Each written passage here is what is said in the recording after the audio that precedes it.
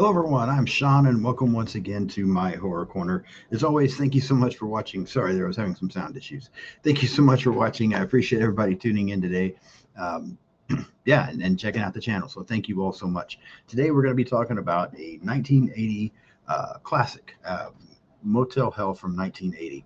I talked about this movie a while back on my friend Brendan, Our Life in Horror, Brendan and Sam. I talked about this movie on their channel a while back, and at that point, this was a first time watch for me. I'd never seen the film, and I had heard about it. I hear all the time about, I think, terms like cult classic and cult following and those kind of things. I think those get overused so much, but I definitely feel like it fits with this movie. And I had heard a lot about it, kind of had some expectations. I think maybe I had seen like one scene from it, if I remember correctly, before. And so gave it a first time watch. I feel like we just did that episode a couple of months ago. Gave it a first time watch and was very middle of the road about the film. Definitely thought there were some things that were good and interesting, but overall was a little underwhelmed, I think, from all of the hype that I had heard about this movie. And so I wanted to come back and give it a rewatch because I thought now that a little bit more know what I'm expecting. Um, Maybe I'll enjoy the film more because I think I made the statement to Brendan when we were on that I could see how this would be a movie that would grow on you over time, where you might could get a bigger appreciation for over time. And so just rewatched the movie yesterday to get ready to record today for this. And yeah, we'll see if my opinion has changed any. But again, real quick, I know I just showed it a while ago. I picked up the 4K on this film. Uh, Again, without seeing it, I don't do that a lot, but I did it with this one just because I had heard so much about it, and I planned on eventually doing an episode on my channel. And Brendan and I just did it first, but yeah, let's go back and talk about it upon rewatch. Not a lot of special features on this. In fact, I don't think there's any special features on this. Um, I wish there were. I like special features. I like to be able to sit down and watch those things and see different stuff. And sometimes it helps, if you're going to prepare a review and talk about it. But wasn't anything on this. But it did look and sound really good. So yeah, we'll go with that. Motel Hell from 1980. Tagline for the film: "It takes all kinds of critters to make Farmer Vincent fritters." Yeah, funny line. Brief synopsis for the movie, if you don't know what this is about. Farmer Vincent Smith and his sister Ida run a motel attached to a farm where they capture unsuspecting travelers, bury them alive, fatten them up, and then harvest their bodies as ingredients for his famous brand of smoked meats. Film was released October 18th of 1980, directed by Kevin Connor, written by Robert and Stephen Charles Jaffe. A runtime of 102 minutes, $3 million budget, 6.3 million at the box office. Cast for the film: Rory Calhoun, Paul, I don't know if it's pronounced Link or Linky, I'm not sure, Nancy Parsons, Nina Axelrod, and Wolfman Jack. Let's stop there. We'll talk cast and characters first. Um, as far as the cast, I think that Roy Calhoun is amazing in this role as Farmer Vincent. He does such an incredible job. Even though he's your primary villain in the film, he just does such an amazing job, and he comes across so likable when he's not doing his thing. So I really like Roy Calhoun here. I think again it's an incredible performance. It's really show stealing. I mean, he's the highlight of the movie. His performance here. I also think Nancy Parsons does a great job. I was familiar with her primarily from Porky's, which I saw way too young. But remember her being in that. Maybe I've seen her in a couple of other things here and there, but that's really all I know her from. So to see her in this type of role, a little bit different, but she's not a nice person in Porky's either. So really, she does well at playing this type of role, I think. So I think she does a good job as well. The rest of the performances I don't think are very good. I think that's one of the things that hurts this movie is there's not a lot of I don't know. There's so many characters in this film that you barely get anything on. I mean, you don't know a lot of the characters in this film, especially the majority of the victims, which is fine. I mean, you don't have to. You don't need backstory on every single person, but there's just not a lot of gosh, I don't even know how to say it. There's not a lot of likable characters in this movie. I mean, the person that you probably like the most is Farmer Vincent, and yet he's a bad guy and doing horrible things. So it's kind of hard to like him as well. But again, Rory Calhoun's performance is so incredible that I think that's what carries that. But your other two primary characters in this film are Bruce, the sheriff, and Farmer Vincent's brother. I don't think that performance is very good, and I think that I don't know, maybe it was just the character. It's one of those that I'm not sure if the performance isn't good or if it's just the character. So I don't know, just in my opinion, unlikable, which is frustrating because he's supposed to be like the good guy. But he has so many qualities about him as well that are just annoying and aren't great. I mean, he basically assaults Terry, sexually assaults Terry at one point or tries to. So he's not a very likable character either. Um, Terry, she's supposed to be your final girl, which you always want to be able to get behind. But I think this character just makes no sense whatsoever. Doesn't make any decisions that are reasonable. And I don't think that performance is very good either. But again, I'm not sure if it's the performance or if it's just the character. It's kind of tough with a couple of these. And then again, everybody else is just kind of side characters here and there. So love Rory Calhoun. I think Nancy Parsons does a good job. Everybody else is just there and not really a lot of likable characters. So, that hurts the film a little bit, just say right off the bat. As far as cinematography, story, score, that kind of thing, the movie looks good. I think the shots are done well. It definitely has, I've said multiple times how much I love 80s horror films, especially 80s slashers and the early 80s. This definitely has that look and it definitely has that feel. So I appreciate that tremendously. I think the movie looks good. We don't get any incredible shots. It's not like anything really just comes across and looks outstanding, but I just think the movie's shot well, and I think it's put together pretty well.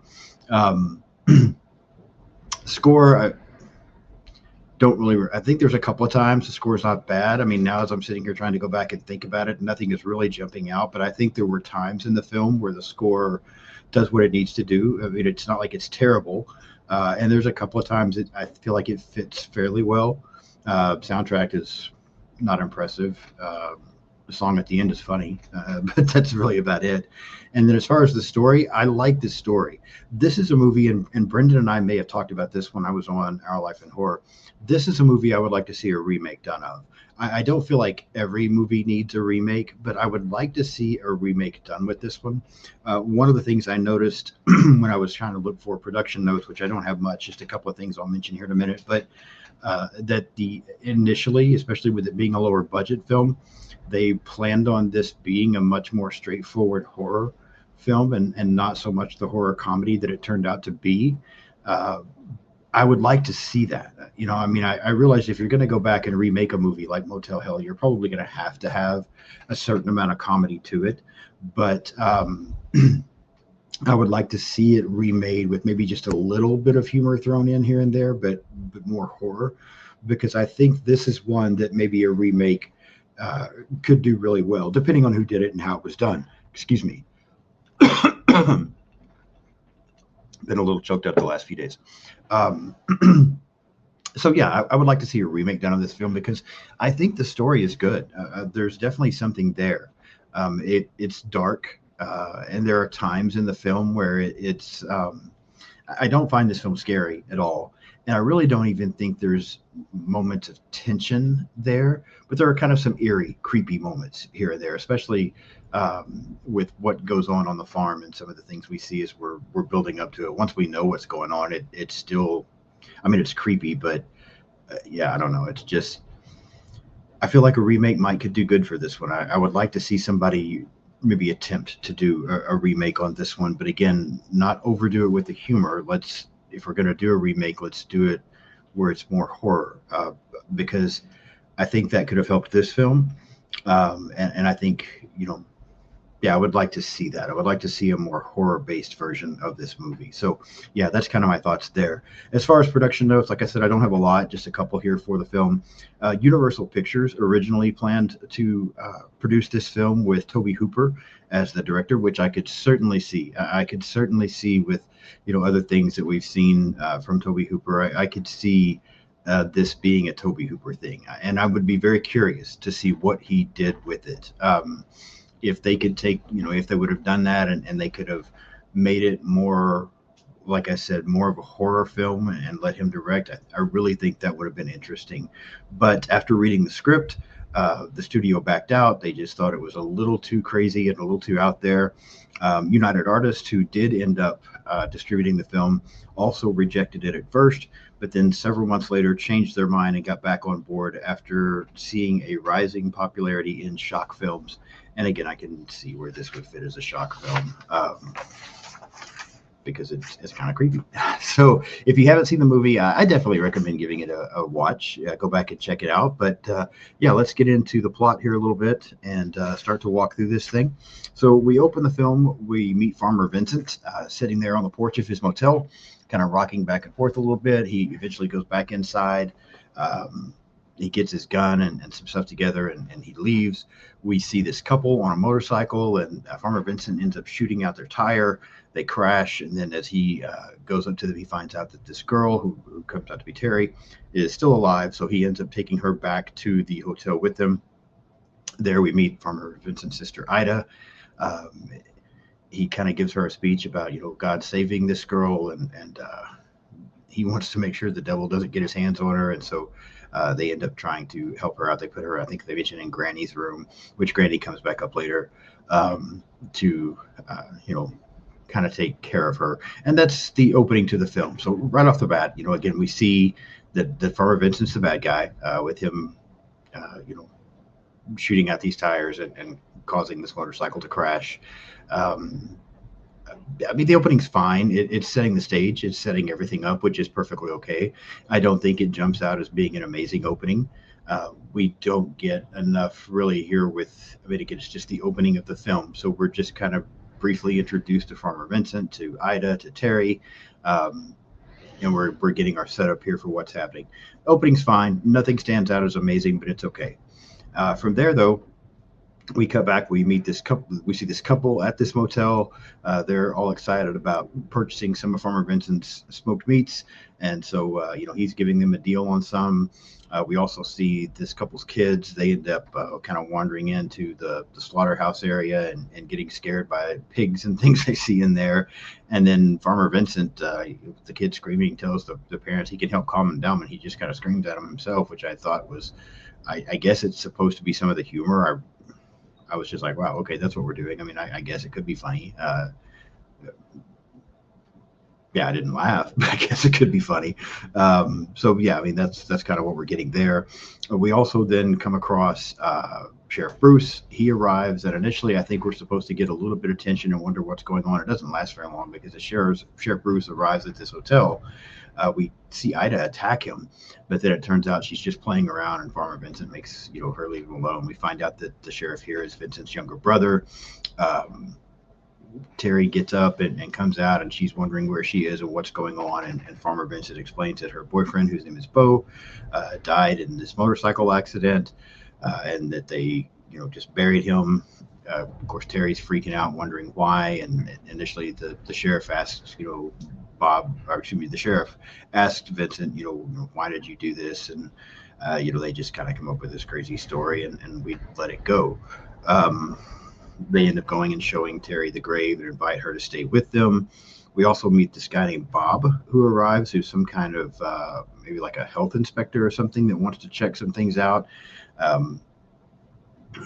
We see him and Vincent have a little bit of interaction. We think Bob leaves, but we get more here than between Vincent and Ida and Terry, where they're all talking. And this is like I'm talking about Terry. This character just does not seem like a very intelligent character. Very easily, Vincent and Ida are able to persuade her that it's God's plan for her to be there with them.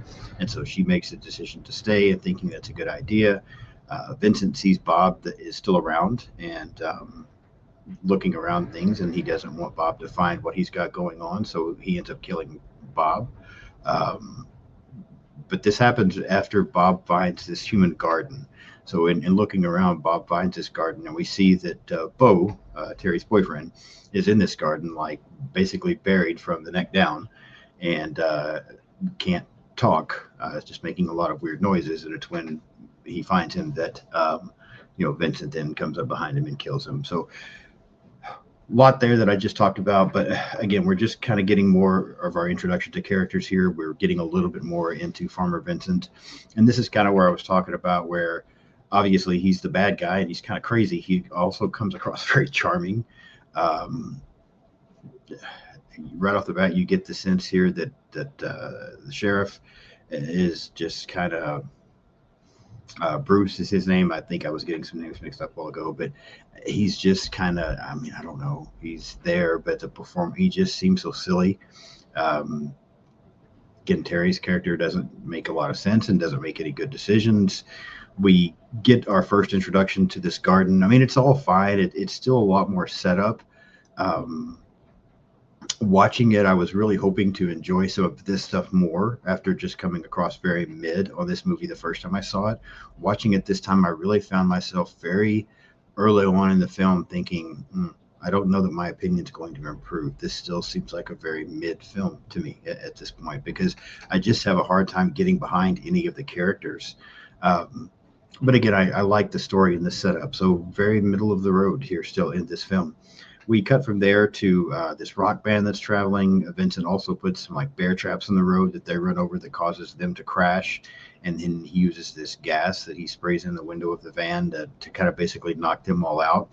And then we get Vincent and Ida like putting them in the garden. We see more of what they're doing here. We find out that they're cutting people's vocal cords, burying them from the neck down. Um, yeah, just kind of setting them up, and we kind of get what they're doing here is they're harvesting these people to then add the human flesh in with the pork and make these smoked meats that Farmer Vincent is so well known for. We also discover that they've after knocking out Bob, that Vincent has put him in the garden as well. Um, yeah, I mean, I think this part of the story works because this is where we get what I could see as being shock value back in 1980. We also get more, this is where you can see how creepy and eerie this film could be. And this is where I'm really curious as to what a remake that's done more on the horror side of things could do, because there's so much potential right here. It's just that the characters are all just there, and so it hurts it a little bit. I feel like I use the word potential so much when I review movies that I'm mid on, and I hate to overuse that word too, but I feel like there's a lot of potential here. It's not bad here, but it's just not great either. It's mid.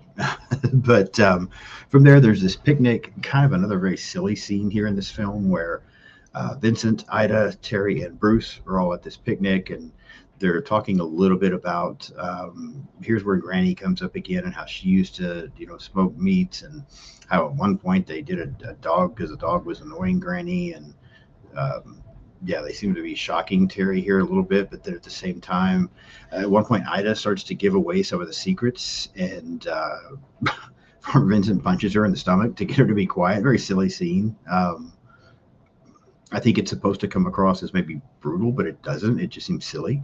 But yeah, there's then more just them talking. We see that Sheriff Bruce is starting to maybe get a little bit of a crush on Terry, and so we see them go off and talk a little bit.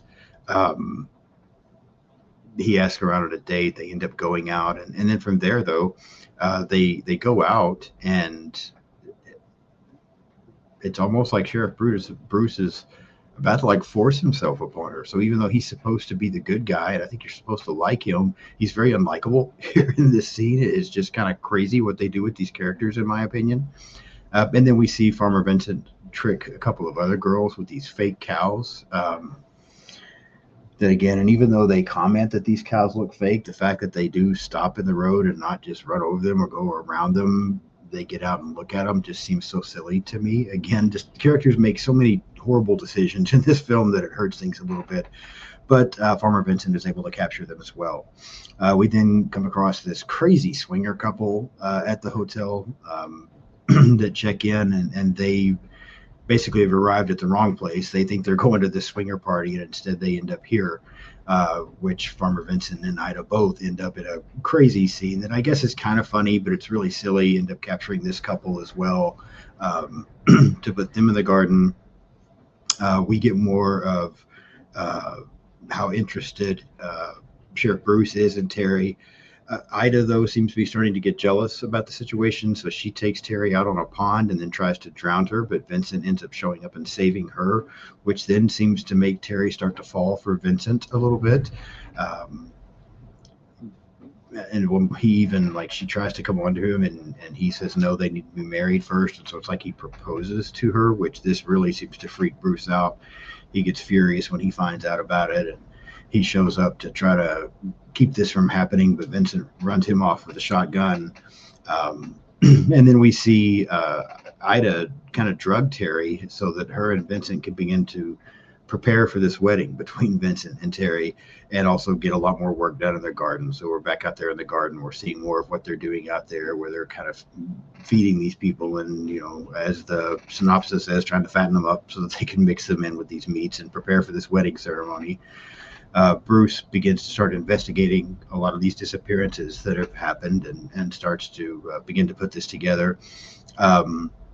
His investigation is very quick. He comes across things very quickly. It makes you wonder why he was never suspicious or how this was never found out before. But I mean, it happens. And again, here it's just, I keep using the word, there's a lot of potential for some good stuff here, but just not great characters and not great performances, with the exception of Farmer Vincent, hurt the film a little bit, in my opinion. As then, as we get ready to start to wrap this film up, we see Farmer Vincent working on, he and Ida get some of the bodies out of the garden. Go ahead, and I think it's the rock band mainly that they do. They end up killing them and then putting them, taking them to their smokehouse, where they actually start to work on this stuff and get everything together. But when they pulled these other bodies out of the garden, they kind of loosened up the soil a little bit, and Bo is able to escape and then set the other victims here free. So even though they can't talk, they're now kind of wandering free. We also see Bruce come back to Terry and start talking to her again, because he seems to have figured things out now, and Terry very quickly believes him. So she gets ready to try to escape with Bruce, but Ida attacks, ends up knocking out Bruce. We see some more shots of, like I said, Bo and some of the other people getting loose from the garden. Ida takes Terry to Vincent for him to try to explain to her why they're doing this, but now she's completely turned on him. Ida goes to get Bruce back, but she ends up getting attacked now by these victims who have gotten loose from the garden. They knock her out. Vincent ties Terry to this conveyor belt, but Bo manages to get in and attack Vincent. They have a little bit of a battle before Farmer Vincent ends up killing Bo. And then Bruce shows up, and he and his brother, Farmer Vincent, have this battle. And we get a chainsaw battle here where Farmer Vincent goes in and puts on this pig head, and then he and Bruce have this chainsaw battle. I actually liked this scene. It's a little bit reminiscent of, it came first. I really feel like the idea for the chainsaw battle scene that we get in Texas Chainsaw Massacre 2 probably started here. I feel like they got the idea from this here. And I really think that, to be completely honest with you, this chainsaw battle is probably done better. I enjoy this chainsaw battle more than I enjoy the one between Dennis Hopper and Leatherface in TCM 2. But in the process, Bruce ends up fatally wounding Vincent and is able to save Terry. We kind of then get a moment where Bruce and Vincent have some words before Vincent dies, and he's going to leave Bruce everything, and makes an odd, funny comment about preservatives before he dies. Bruce and Terry then go and they find that Ida has been buried upside down in the garden by these people that have escaped. And then as they leave, the sign outside that says Motel explodes, and that's pretty much Motel Hell. The ending's not bad. We get all of this set up here. There's a lot that's going on. I feel like, I mentioned earlier that this movie has a runtime of 102 minutes.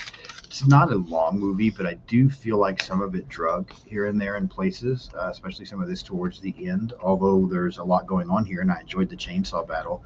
I just having seen this film and now knowing what it was and knowing what to expect, I hoped that it would increase my enjoyment of it. Instead, I found myself just like, yeah, okay, I'm just ready for this to be over. So it felt like it drug a little bit to me, just because there was no more shock value. Now I knew what was going on, and I just kind of was ready for it to be over and finish my rewatch. So unfortunately, this rewatch did not really make me enjoy this film anymore. It doesn't make me like it less. I still think it's a good movie. It's not really good or great, but it's not terrible either. It's got some good things about it. Primarily, again, Rory Calhoun's performance carries this film. The story, as I've been saying, has a lot of potential.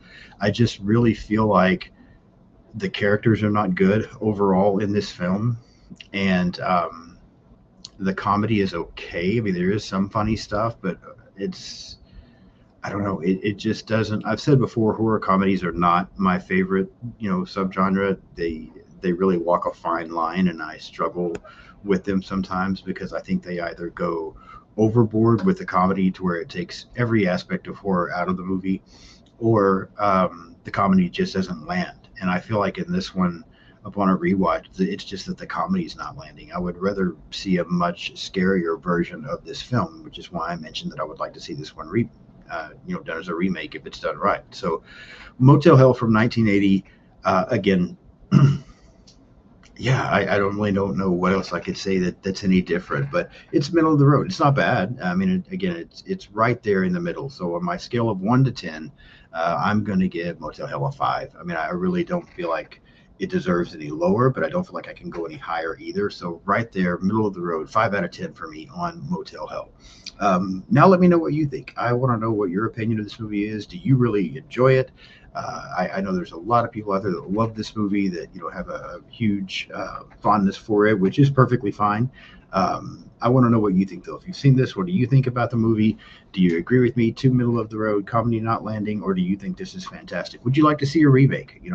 I love the interaction. I love hearing what other people have to say. So leave me some comments and let me know. Hit the like button today on the video. If you haven't subscribed already, please do so. Got a couple of great episodes coming up later this week with some guests. Sarah and Kelly from Final Girls Podcast are returning as we get ready to talk about Jeepers Creepers Reborn. They've been going through that franchise with me, and so we're going to talk about the final installment in that. Also, my friend Aaron from A&B Horror Movies is going to be on. He and I are going to be talking about A Nightmare on Elm Street 2. So that'll be fun. Yeah, a lot of great stuff coming. So hit subscribe so you don't miss anything. Again, be sure to hit the like button on this video today. Hit the hype button. Leave me some comments. Follow me on social media, pretty much on everything out there. Blue Sky, Instagram, Threads, X, TikTok, Letterboxd. Just search Sean's Horror Corner. You can find all of it. Thank you again so much for watching. Let me know what you think about Motel Hell, and I'll be back in a couple of days with Sarah and Kelly. Have a great day.